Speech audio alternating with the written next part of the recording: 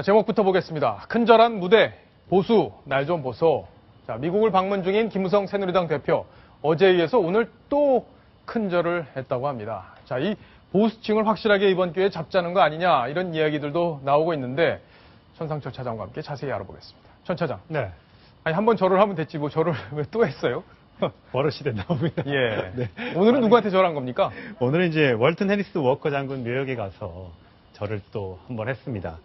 두 번 이틀 연속 절을 한 것에 대해서 이제 여러 가지 말들은 있는데요. 지금 모습이 보이고 있습니다. 6.25 전쟁 발발 후 낙동강 전선을 지켜낸 장군인입니다. 그래서 우리 대한민국 최고의 영웅이고 군인입니다. 워커 장군에게 존경의 뜻을 모았습니다. 자, 우리 한국식으로 절 두 번 하겠습니다. 자,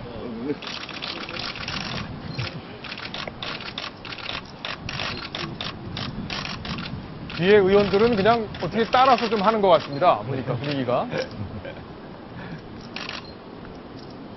예, 절 두 번. 한국이 아니고 미국이라는 점이 참 이색적인데요. 미국 사람들이 조금 의아하게 보긴 했겠어요. 네, 저게 뭐 우리나라의 인사표법이기 때문에, 네, 저렇게 또 이제 묘에 햇똥이 묻어 있으니까 저렇게 또 닦아주면서 잘 안 닦이니까 이제 물이 좀 필요하겠다, 이렇게 또 얘기를 하기도 했습니다. 예. 물론 아주 보기 좋고 흐뭇한 장면인데 이틀 연속이나 저렇게 꼭 해야 되겠느냐라고 또 안 좋게 보는 시각도 일부 있었습니다. 그러니까 이틀 연속 두 번 했다, 이건 좀 오바다, 네. 이렇게 보는 시각도 있다. 자, 이 워커 장군, 바로 이분인데, 지금 광진구에 있는 아까 누구죠? 배용준 씨 결혼식한 그 호텔이 바로 이분 이름 딴 거죠? 그렇습니다. 워커힐 호텔이 저분의 이름을 따서 만든 호텔입니다. 예. 저분이 이제 6.25 초대 사령관, 미팔군 사령관을 지으면서요, 아주 이제 낙동강까지 우리가 밀렸을 때 그 낙동강 전선을 사수한 장군으로 아주 유명합니다. 그때 유명한 말을 했었는데요. Stand or die. 버텨내거나 그렇지 않으면 죽거나. 이 얘기를 하면서 낙동강 전선을 끝까지 사수하면서 반전의 기회를 마련했고, 이 인천 상륙작전의 계기를 만들었던 아주 중요한 인물이었습니다. 예. 그런데 아쉽게도 6.25 전쟁이 발발했던 그해 1950년 겨울에 서울에서, 그러니까 저 광장동 워커힐 호텔이 세워졌던 그 근처에서 자동차 사고로, 우리 군용 트럭에 받쳐서 그 차 사고로 인해서 사망을 하게 그랬군요. 워커 장군에 관해서 지금 워커힐 이야기만 나오는데, 제가 대구에서 자랐는데 대구 남구 대명동에 가면은 미군 부대 이름이 바로 캠프 워커입니다. 그게 바로 지금 워커 장군을 기념해서 그 미군 부대 이름을 캠프 워커라고 한 것이거든요. 그러니까 워커 장군의 흔적이 우리나라의 워커힐뿐만 아니라 군데군데 많이 흩어져 있네요. 그러네요. 네. 자, 천상철 차장. 네. 오늘 비행기, 전투기죠? 네. 전투기 제일 니네 신형 전투기 우리한테도 좀 팔아라, 이런 얘기도 김무성 대표가 했다고요? 그렇습니다. 레리 호건 메릴랜드 주지사를 방문을 했는데, 이분이 주지사가 이 한국인 유미 호건 씨와 결혼한 한국인의 사위로 알려져 있습니다.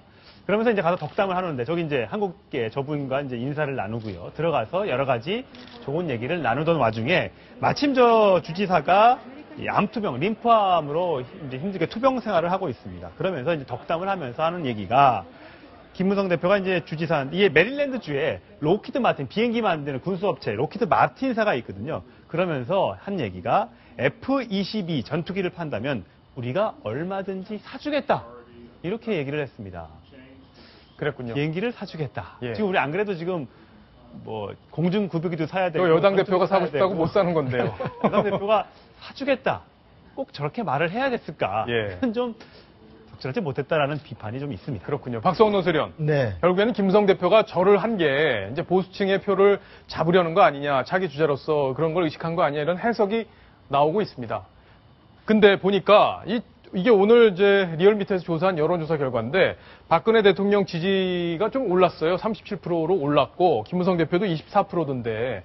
근데 김무성 대표 지지층하고 박근혜 대통령 지지층하고 좀 다르다. 그죠? 그런 분석이 가능하고, 김 대표 쪽이 상대적으로 혁신보수고, 박근혜 대통령 쪽이 상대적으로 정통보수 쪽인데, 자, 이쪽으로 조금 외연을 확장하려고 하는 거 아니냐, 지금 이렇게 보고 있는 거죠.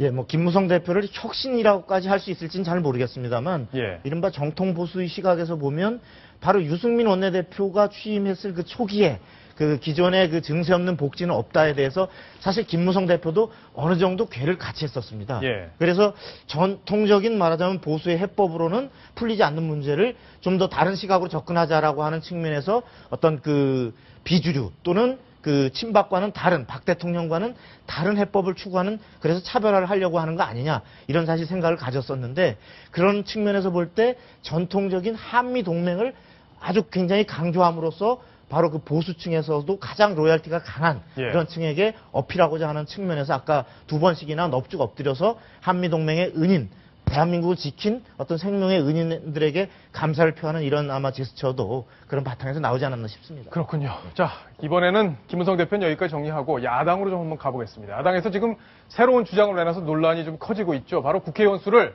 369명까지 늘려야 되는 것 아니냐, 이런 주장이 어제 혁신위에서 나왔습니다. 그런데 오늘 박원순 서울시장이 이에 대해서 언급을 했습니다. 어떤 얘기를 했는지 직접 들어보시겠습니다.